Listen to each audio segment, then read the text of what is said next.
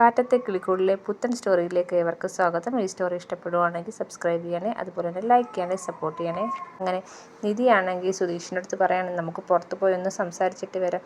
ഇത് കേൾക്കുമ്പോഴത്തേക്ക് സുധീഷിന് ഭയങ്കര സന്തോഷമാണ്. നിധി ഇതുവരെ അങ്ങനെ പറഞ്ഞിട്ടില്ലല്ലോ, എന്താ കാര്യം, എന്തെങ്കിലും മനസ്സിലുണ്ടെങ്കിൽ പറഞ്ഞോളാം സുധീഷ് പറയാണ്.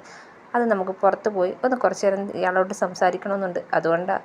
പോകാലോ, ഇതിനൊക്കെ വേണ്ടിയില്ലേ ഞാൻ ജീവിക്കുന്നത് തന്നെ, ഇങ്ങനെയുള്ള കാര്യങ്ങളൊക്കെ ചെയ്യാനെന്ന് പറഞ്ഞു സുധീഷ് ഭയങ്കര ഡയലോഗൊക്കെ അങ്ങ് അടിക്കുകയാണ് നിധിയെടുത്ത്. നിധിയാണെങ്കിൽ പറയുകയാണെങ്കിൽ ഞാൻ ഫോൺ എടുത്തോണ്ട് വരാം, എന്നിട്ട് പോകാം എന്ന് പറയാണ്. അപ്പോൾ സുധീഷ് പറയണം, ശരി പോയിട്ട് വാ. അപ്പോൾ സുധീഷ് ഇങ്ങനെ ആലോചിക്കുകയാണ്, രാത്രി നല്ല തണുപ്പുള്ള രാത്രി, ചന്ദ്രനൊക്കെ ഉണ്ട്, നിലാവത്ത് ഐ ലവ് യു പറയാനുള്ള നല്ല സമയമാണെന്നൊക്കെ പറഞ്ഞ് ഭയങ്കര സ്വപ്നം കണ്ടുകൊണ്ട് സുധീഷ് ഇങ്ങനെ സന്തോഷത്തോടെ നിൽക്കുകയാണ്.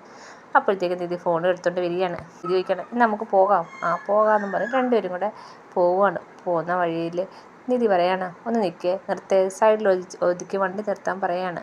സുധീഷ് ചോദിക്കുകയാണ്, എന്താ, അല്ല ഇവിടെ ഇറങ്ങി നമുക്ക് കുറച്ച് നേരം നിൽക്കാമെന്ന് നിധി പറയാണ്.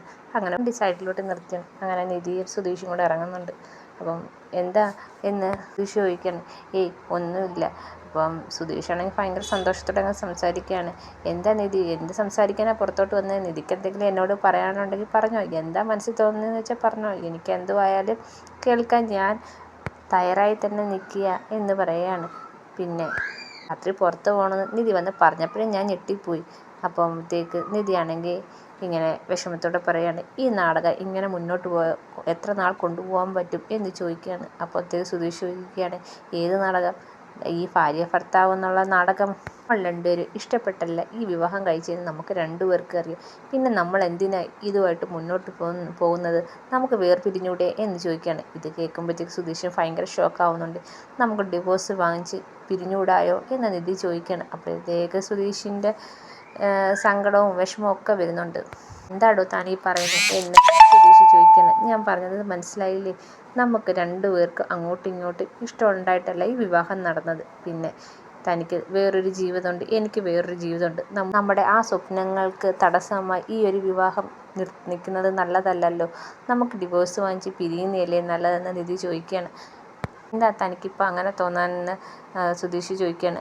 മാത്രമല്ല നമ്മളിപ്പോൾ വിവാഹം കഴിച്ചിട്ട് കുറച്ച് നാളായതല്ലേ ഉള്ളൂ, ഉടനെ ഡിവോഴ്സ് കിട്ടുമോ എന്ന് ചോദിക്കുകയാണ്. അപ്പോൾ നിധി പറയാണ്, നമുക്ക് എന്തായാലും ഡിവോഴ്സ് വേണം, എന്നെ ഇഷ്ടമല്ല, എനിക്ക് തന്നെ ഇഷ്ടമല്ല, അത് നമുക്ക് രണ്ടുപേർക്കും അറിയാം, പിന്നെ നമ്മൾ എന്തിനിങ്ങനെ ജീവിക്കുന്നത്, നമുക്കൊരു വക്കീലിനെ കണ്ട് ഡിവോഴ്സിനെ കുറിച്ച് അന്വേഷിച്ച് ഡിവോഴ്സ് വാങ്ങിച്ചെടുത്ത് നമുക്ക് നന്നായി നല്ല ഫ്രണ്ട്സായി നമുക്ക് പിരിയാം എന്ന് നിധി പറയാണ്. അപ്പോഴത്തേക്ക് സുധീഷ് ഒന്നും മിണ്ടുന്നില്ല.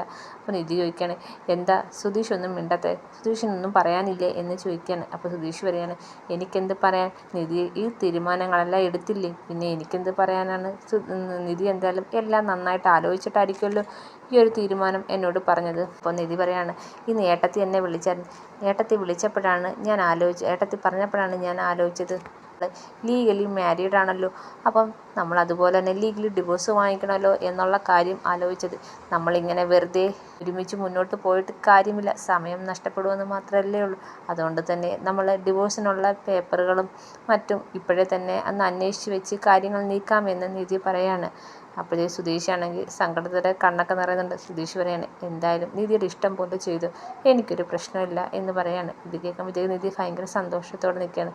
താങ്ക്സ് സുധീഷ് എൻ്റെ കൂടെ നിൽക്കുമോ എന്നൊരു ചെറിയ സംശയം ഉണ്ടായിരുന്നു, അതുകൊണ്ടാണ് ഈ രാത്രി തന്നെ ആ സംശയം മാറ്റാൻ സുധീഷിനെ വിളിച്ചുകൊണ്ട് വന്നതെന്ന് നിധി പറയാണ്.